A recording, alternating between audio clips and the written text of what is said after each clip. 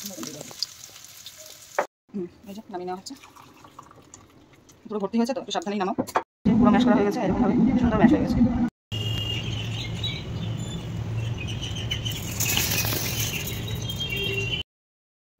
নমস্কার বন্ধুরা, কেমন আছেন সবাই? বং লাইফ উইথ গার্গির নতুন একটি ব্লগে আপনাদের স্বাগত জানাই। আজ হচ্ছে 13ই মে, সোমবার, বাজে প্রায় 9:30। আজকে ঘুম থেকে উঠতে একটু দেরিই হয়েছে, কারণ গতকাল যা ঘোরাঘুরি হয়েছে, সারাদিনের ক্লান্তির পরে ঘুমটা একটু বেশিই হয়েছে। সেই জন্য চটজলদি আর কি উঠে ব্রেকফাস্টের জন্য মারা রুটি টুটি খেয়েছিল, কিন্তু আমার আর রোজ দিন রুটি খেতে ভালো লাগছে না বলে আমি একটু চটজলদি ম্যাগি বানিয়ে নিয়েছি। ম্যাগি বানিয়ে ম্যাগিটা খাবো। খেয়ে দিয়ে আজকে মা বলেছে সোমবার যেহেতু নিরামিষ, তো নিরামিষে একটা নতুনত্ব কিছু আর কি রেসিপি বানাবে এবং আমাকে বলেছে তোকেও শেখাবো ভালো করে, আর সেটা পরবর্তীকালে আর কি যে কোনো নিরামিষের সময় বানিয়ে কিন্তু তুই খেতে পারবি আর কি। মা সবসময় বলে যে দেখ আমি যখন থাকবো না তখন কিন্তু এগুলো করে করে সেই রকমভাবে তোকে করতে হবে। আমি বললাম হ্যাঁ হ্যাঁ ঠিক আছে, তুমি এখন করো না। বলুন মা থাকবে না, এটা কখনো ভাবা যায়? আমি তো ভাবতেই চাই না। যাই হোক, এখন ম্যাগিটাকে চলুন দেখি যে কি রেসিপি আজকে শেখায়। চলুন। এই যে দেখতে পাচ্ছেন, আজকে এই কাঁচা কলা দিয়ে একটা নতুন কিছু মা বানাতে চলেছে।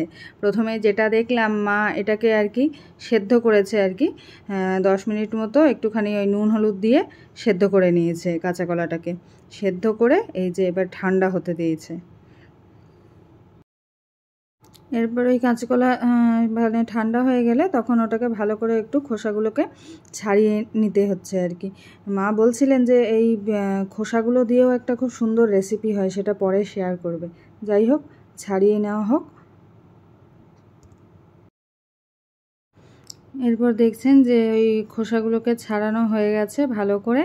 এবার সেটাকে একটু ভালো করে আর কি মেখে নিতে হবে, যেহেতু মানে হাতের সাহায্যে মেখে নেওয়া যায়, আবার ম্যাশার থাকলে ম্যাশার দিয়ে বেশ ভালো করে আর কি চাপ দিয়ে দিয়েও কিন্তু এটাকে মেখে নেওয়া যায়। যেহেতু একটু একটু গরম আছে, সেই জন্য মা এই ম্যাশারের সাহায্যে কিন্তু ভালো করে এটাকে মেখে নিচ্ছে আর কি কলাগুলোকে, কাঁচা কলাগুলোকে। আর কাঁচা কলা খাওয়া ভীষণ ভালো, কাঁচা কলায় আর কি প্রচুর আয়রন থাকে, সেই জন্য অনেক সময় ডাক্তারেরাও কিন্তু কাঁচা কলা খেতে বলে। আর যদি মানে লুজ মোশন হয় সেই ক্ষেত্রে মানে কাঁচা কলার তো জুড়ি মেলা ভার আর কি।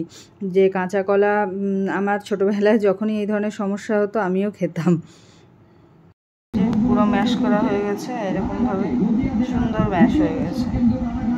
এরপর এখানে ছোলার ডাল, মটর ডাল হাফ পরিমাণ নিয়ে সেটাকে আধ ঘন্টা ভিজিয়ে রাখার পরে সেটাকে পেস্ট করা হয়েছে।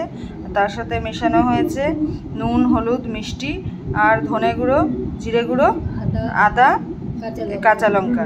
এই পেস্ট সমস্ত কিছু করে এর সাথে মেশানো হয়েছে। এটাকে ভালো করে এবার মিশিয়ে নিতে হবে। মিশিয়ে সেটাকে কাঁচা কলার যে পেস্ট তার সাথে মেশাতে হবে। এই যে কাঁচা কলাগুলো এবার ওর ভিতরে দিয়ে দেওয়া হচ্ছে, ডালের পেস্টটার ভিতরে দিয়ে এবার খুব ভালো করে মাখিয়ে নিতে হবে। তাহলেই আমাদের রেডি হয়ে যাচ্ছে কোপ্তাগুলো।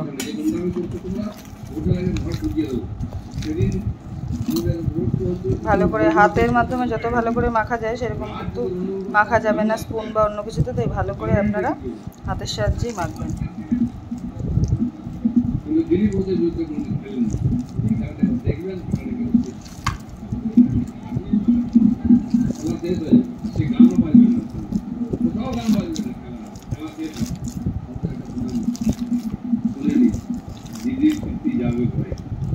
এইভাবে চ্যাপটা চ্যাপটা করে তৈরি করে নিতে হবে কোপ্তাগুলো, করে এক এক করে সাজিয়ে রাখা হচ্ছে। এইভাবে যেরকম ইচ্ছা শেপ দিতে পারেন, কেউ চওড়াও করতে পারেন, গোল গোল করে লম্বা লম্বা করা যেতে পারে, এইভাবে করে রাখতে হবে। দেখতে পাচ্ছেন যে চ্যাপটা চ্যাপটা আকারে সুন্দর করে এগুলোকে আর কি শেপ দিয়ে কোপ্তাগুলো তৈরি করে নেওয়া হয়েছে। এবার এইগুলোকে ভাজা হবে আর কি, শ্যালো ফ্রাই করা হবে, খুব ডিপ ফ্রাই হবে না। এবার ওই প্যানে মা দিয়ে দিচ্ছে সাদা তেল আর কি কোপ্তাগুলোকে ভাজার জন্য। এবার একে একে মা কোপ্তাগুলো দিয়ে দিচ্ছে, দেখতেই পাচ্ছেন আপনারা। বেশ সুন্দর করে চারিদিকে সাজিয়ে সাজিয়ে। এবার বুঝতে পারছেন তো যে কীরকমভাবে করতে হবে। মা আমাকে প্রত্যেকটা স্টেপে করছে আর বলছে যে কী কী দিচ্ছি ঠিক ঠিক করে বুঝতে পারছিস তো, ঠিক ঠিক করে মনে রেখে দে, আর যদি মনে রাখতে না পারিস তাহলে লিখে রেখে দে কোনটা কতটা পরিমাণ কী কী লাগবে। একেই মা বলে, বলুন না, সেই ছোটোবেলা থেকে আর কি, সেই ছোটোবেলাকার টিচার তো প্রথম মা এখনও পর্যন্ত কিন্তু আমাকে সবসময় শিখিয়েই থাকেন, বিশেষত রান্নাবান্না। মায়ের কাছে তো মানে আমি আর কি বলবো যে কত গোল খাই রান্নাতে। তবুও যাই হোক, সবাই যারা আর কি করেন যে মোটের ওপর রান্নাবান্না করতে পারি, তবে মায়ের ধারে কাছে নয়। আর দারুণ মানে এই ধরনের রেসিপিগুলো মা দারুণ বানায়, নিরামিষ রেসিপিগুলো। চলুন দেখতে থাকুন। এই যে এক পিঠ উল্টে নেওয়া হচ্ছে, লালচে লালচে হয়েছে দেখেছেন সুন্দরভাবে, সেই টিকিয়া যেমন ভাজা হয় আর কি, সেই রকমভাবে এই কোপ্তাগুলোকে ভেজে নেওয়া হচ্ছে। ডিপ ফ্রাই করা হচ্ছে না, শ্যালো ফ্রাই করা হচ্ছে, কারণ এখন সবারই আর কি বেশি ডিপ ফ্রাই খাওয়ার সমস্যা আর কি, সেই জন্য সবগুলো ভাজা হোক তারপরে আসছি। হয়েই গেছে প্রায় সুন্দর লালচে লালচে হয়ে। এবার একে একে এগুলোকে নামিয়ে নেওয়া হচ্ছে।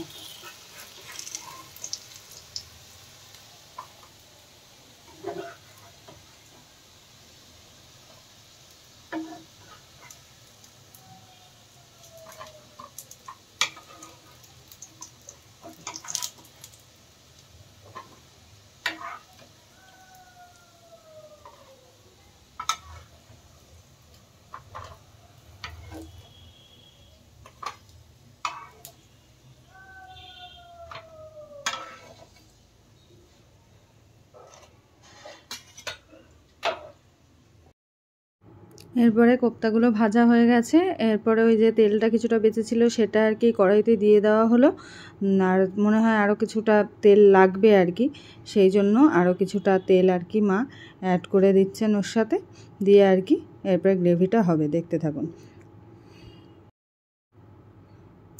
এরপর কড়া গরম হলে ওতে আর কি ফোড়ন হিসেবে দিয়ে দিচ্ছে মা গোটা জিরে।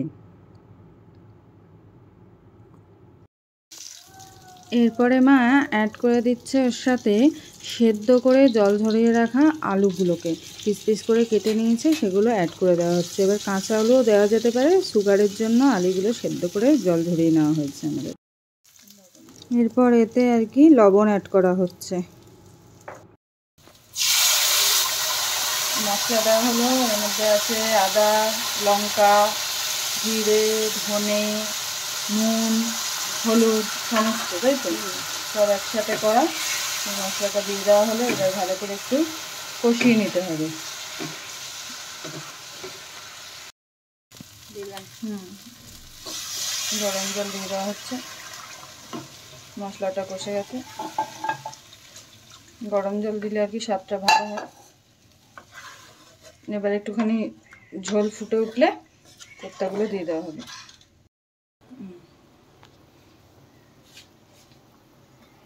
এই যে ঝোলের ভিতরে দিয়ে দেওয়া হচ্ছে কোপ্তাগুলোকে, একে একে ডুবে যাচ্ছে ঝোলে, একদম কোপ্তার ভিতরে আর কি ঝোলগুলো ভরে যাবে। রসে টইটুম্বুর হলে তবেই ভালো লাগবে আরও খেতে। সবগুলো দিয়ে দেওয়া হলো। এবার একটুখানি আরেকটু ফুটিয়ে নিতে হবে। ফুটিয়ে নিলেই একটু ঘি দিয়ে নামিয়ে দিলেই রেডি হয়ে যাবে আজকে কাঁচকলার কোপ্তা কারি। ঘি দিয়ে দেওয়া হলো, সুন্দর বেশ টুবু টুবু হয়ে গেছে, পুরো রস ভরে গেছে, বোঝাই যাচ্ছে হয়েও গেছে, তাই না? এবার নামিয়ে ফেললেই রেডি আমাদের কাঁচকলার কোপ্তা কারি। এই যে নামিয়ে নেওয়া হচ্ছে, পুরো ভর্তি হয়েছে তো, একটু সাবধানেই নামাও। রেডি হয়ে গেল আমাদের কাঁচকলার কোপ্তা কারি। এরপরে আজকে ভাতের সাথে এটাই হয়েছে একমাত্র, চান ঠান করে তারপর আবার আসছি। এই যে খেতে বসে পড়েছি, দেখতেই পাচ্ছেন। আজকে খাবার হচ্ছে একদমই সোমবার নিরামিষ খাওয়া হয়, একদম এই গোবিন্দভোগ চালের ভাত, আর তার সাথে রয়েছে আজকের এই যে কাঁচকলার কোপ্তাকারি, আর সকালে একটুখানি ব্রেকফাস্টে হয়েছিল এই লাউ দিয়ে ডাল ছড়ানো তরকারি, এটাও নিরামিষে খুব ভালো আইটেম। তো এইটা অল্প রয়ে গেছে, তো এটা দিয়ে প্রথমে আর কি আমি খাওয়াটা শুরু করছি। তারপরে সাথে আবার এক টুকরো শশা আছে, শশা হজমের জন্য ভীষণ ভালো, এই জন্য আমি চেষ্টা করি আর কি শশা পাতে রাখার জন্য। তো দুগ্গা দুগ্গা বলে দেখতে পাচ্ছেন যে খাওয়া শুরু করে দিলাম। ভীষণই ভালো এই তরকারিটা, এটা পাঁচমিশালি তরকারিতেও ডাল ছড়িয়ে একটা নিরামিষ তরকারি করা যায়, ওটাও ভীষণ ভালো হয় খেতে আর কি। তো আজকে শুধু লাউ দিয়েই করা হয়েছে, অনেকে হয়তো আপনারা এরকম বাড়িতে নিরামিষের দিন বানিয়ে থাকেন। যাই হোক, এতক্ষণ যে কোপ্তাকারি যে বানানোটা হয়েছিল সেটা এবার টেস্ট করে দেখা যাক যে কীরকম হয়েছে কোপ্তাকারি। মা দিয়ে দাও একটুখানি।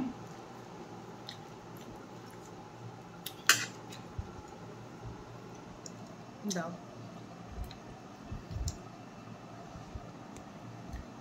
এই যে মা সার্ভ করে দিচ্ছে, ব্যাস অল্পই থাক, আমি একে টেস্ট করি।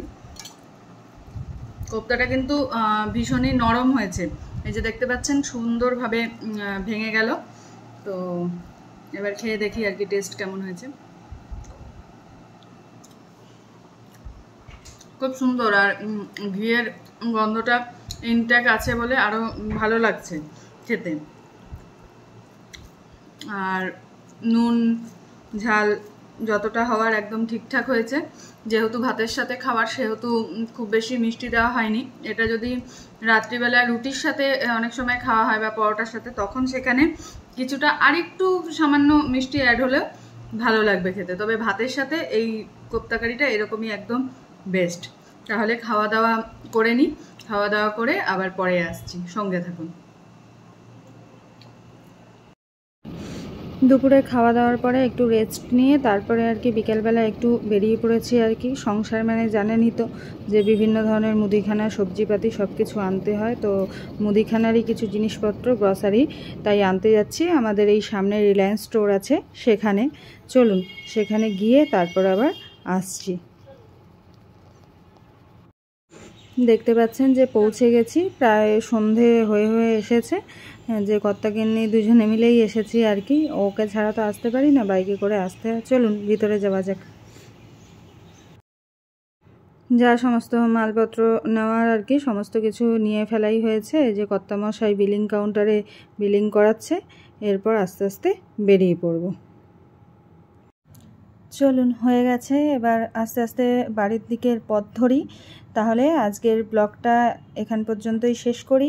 যদি আপনাদের কিছু ভালো লেগে থাকে তাহলে অবশ্যই চ্যানেলটিকে একটু ভালোবেসে লাইক করে দেবেন, পারলে কমেন্টে মতামত জানাবেন, আর চ্যানেলের সাথে জুড়ে থাকতে চ্যানেলটিকে সাবস্ক্রাইব করে দেবেন। আবার দেখা হবে নতুন একটি ব্লগে, ততক্ষণের জন্য ভালো থাকবেন, সুস্থ থাকবেন, নমস্কার।